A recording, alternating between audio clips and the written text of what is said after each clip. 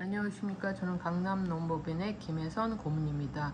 오늘도 정범수 농사님 모시고 지금 국민일보에 오늘자로 난 기사인데 부당해고로 어떤 직원이 이제 해고됐는데 절차를 따르지 않아서 법원에서 이건 부당해고다라고 판결이 난 그런 기사입니다. 그거 관련해서 전문가 의견을 들어보도록 하겠습니다. 예, 안녕하십니까. 공인노무사 정봉수입니다. 오늘 그 국민일보에 나온 신문을 보니까 해고 절차를 지키지 않아가지고 부당 해고로 인정받은 사례입니다. 그 내용은 그 직원이 그 사장님한테 그 사장 미친 새끼 또 그 사장은 나쁜 놈이다 뭐 이런 식으로 근로자들 앞에서 얘기를 하면서 모욕을 사장님한테 줬습니다. 사장은 도저히 수용할 수 없어가지고 이런 직원을 어떻게 데리고 근무를 할 수 있냐 이런 차원에서 바로 적시에 해고를 했습니다. 그런데 이 근로자가 부당해고 구제 신청을 노동위원회에다가 했고, 이 노동위원회에서는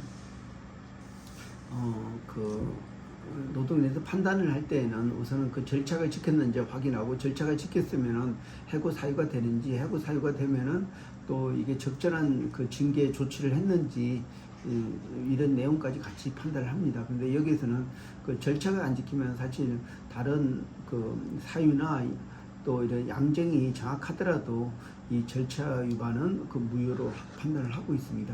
그 여기 주요 내용은 그 사장에 대해서 직원들 앞에서 모욕을 하니까 사장이 바로 구두로 적시에 해고를 했습니다. 그러면 여기서 중요한 거는 근로기준법 27조에 보면 사인자는 근로자를 해고할 경우는 해고 시기와 해고 사유가 기재된 서면을 통보해야 된다. 이러한 서면 통보가 없는 경우에 그 해고의 효력은 없다. 이렇게 명확하게 규정되어 있습니다. 그 이유는 나중에 법적 다툼이 있을 때 입증 책임이 바로 그 서면으로 주장하는 사람이 이제 있어야 되는데, 그 일반 계약서하고 다르게 노동법에서는 그 구두 약속이나 구두 발언 이거는 법적인 효력이 없습니다. 그래서 원래 근로계약 만들 때도 서면으로 작성하라. 그리고 또 그 뭐 임금 명세서나 아니면 모든 노동관계에서 모든 내용은 서면으로 하도록 되어 있습니다. 그런데 여기 또 이제 해고할 때도 반드시 서면을 하도록 있는데, 이 회사 사장은 자기들은 그 규모가 그 작기 때문에 그렇게 서면 작성의 의무를 몰랐다 이렇게 주장하는데, 근로기준법에 명확하게 나와 있기 때문에 이 절차를 지키지 않으면 무효가 됩니다. 그리고 또 서면 통보뿐만 아니고 그 회사의 그 징계에 대한 규정, 예를 들어서 징계위원회를 열어가지고 소명할 기회를 줘야 된다. 근데 여기서 만약에 회사가 이런 소명할 기회를 안 줬으면은 바로 무효가 됩니다. 그래서 이 해고에서는 그 어떤 절차 과정이 중요합니다. 그래서 그러니까 판정문 쓸 때도 보면은 그 서면 해고 절차를 지키지 않았기 때문에 다른 해고 사유나 해고 양정을 검토할 필요 없이 이 사건은 부당한 해고다 이렇게 판단을 하고 있습니다. 네.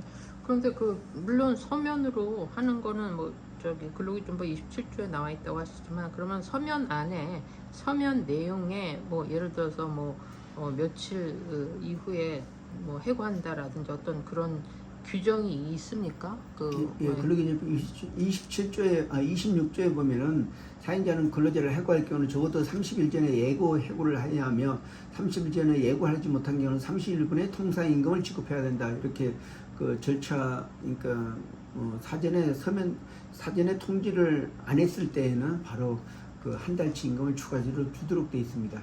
근데 사실 이 근로기준법 26조에 있는 그 사전 해고 통지 이 부분은 어떤 그 부당 해고의 정당성을 다툴 수가 없는 그런 내용입니다. 이렇게 적게 받은, 그러니까 해고 통지를 못했을 경우에는 그 근로자는 노동위원회 다투는 게 아니고 그 노동부를 통해서 추가적으로 30일치 그러니까 사전 통지가 없기 때문에 30일치 임금을 청구를 할 수가 있습니다. 네. 그러면 이 사건이 발생을 해가지고 지금 진노위나 중노위에서 다 거쳐서 이 판결이 부당해고로 판결이 났는데, 그렇다면 부당하고 그 시점부터 지금 이 사용자 입장에서 어느 정도 페널티를 물어야 되는 사건인가요? 이런 경우? 이게 이 사건은 중노의 결정까지 갔습니다. 다시 말해서 사인자가 근로자를 해고할 때 서면 통보를 없이 구두 통보를 하며 적시 해고를 시켰습니다. 그러면은 이제 이 근로자는 보통 한 달 정도 기다렸다가 이제 부당해고 무죄 신청을 하는데, 그러면은 실질적으로 그 판정하고 판정문을 받을 때까지 한 4개월, 5개월 걸립니다. 근데 5개월 걸리고 또 여기에서는 그 10일 이내에 재심을 신청할 수 있기 때문에 사인자가 또 재심을 신청을 해가지고 이 결과가 나왔습니다. 그래서 이 재심 신청에서 결과가 나오는데 기간은 또 3개월입니다. 그러면 그 처음에 5개월 플러스 3개월, 거의 8개월치를 받을 수가 있습니다. 그럼 회사에서는 이 8개월치 주고 이 근로자에 대해서 서면 해고를 통지를 하면서 해고를 해야 됩니다. 그러면은 벌써 이 회사에서는 8개월치 임금이 손해봤다고 볼 수가 있습니다. 네, 그렇군요. 그러니까 해고할 당시에 그때 뭐 정말 서면 통지에서 1개월치를 추가로 주면서 내보냈으면 이러한 피해가 없을 텐데, 사용자 입장에서는 참 8개월치나 되는 봉급을 더 추가로 줌으로써 그런 결과가 나왔네요. 우리 그 강남노업인에서도 이러한 유사한 사건을 많이 다룬 걸로 알고 있는데, 혹시 기억에 나실 만한 그런 그 부당해고 사건이 있으셨나요? 예, 제가 뚜렷하게 기억하고 있는 사건은 그 싱가포르의 그 유명한 육포를 만드는 회사에 있습니다. 이 회사에서 해고 통지를 했는데 그 해고 사유를 기재 안 하고 해고 일정만 기재를 해가지고 통지를 했습니다. 그래서 이 해고 통지를 했지만은 그 결격 사유 위주로 부당한 해고로 인정받은 내용이 있습니다. 네, 그렇군요. 그러면 우리는 어느 쪽을 대변해서 이게 성과가 있었던 건가요? 예, 그 당시에 사실 회사를 대변했지만은 그 부당한 해고로 됐기 때문에 사실 그리고 회사는 또 이제 그 중앙노동위원회 재심을 신청했습니다. 그래서 이제 그러니까 이 절차 위반은 빠져나갈 수 없기 때문에 중앙노동위 재심 그 과정에서 회사를 설득해가지고 어느 정도 합의로 잘 끝낸 내용이 있습니다. 그래서 앞으로 이렇게 절차를 반드시 지켜야 된다. 이거를 좀 어떤 경험을 통해서 강하게 좀 이렇게 인지를 하게 됐습니다. 그리고 사실상 여기 절차 규정이 이러한 서면 통보지 않은 것도 있지만은 또 소명의 기회를 줘야 된다는 그런 규정이 돼 있으면은 반드시 그런 부분도 지켜야 됩니다. 그런 부분을 지키지 않으면은 해고 절차를 위반했기 때문에 무효가 됩니다.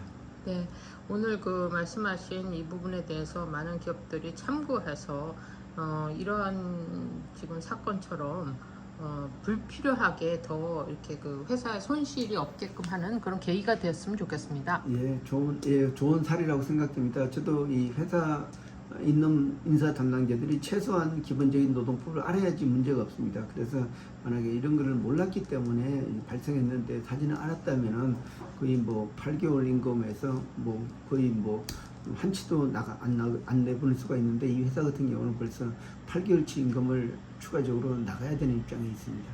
네, 오늘 말씀 감사합니다. 예, 고맙습니다.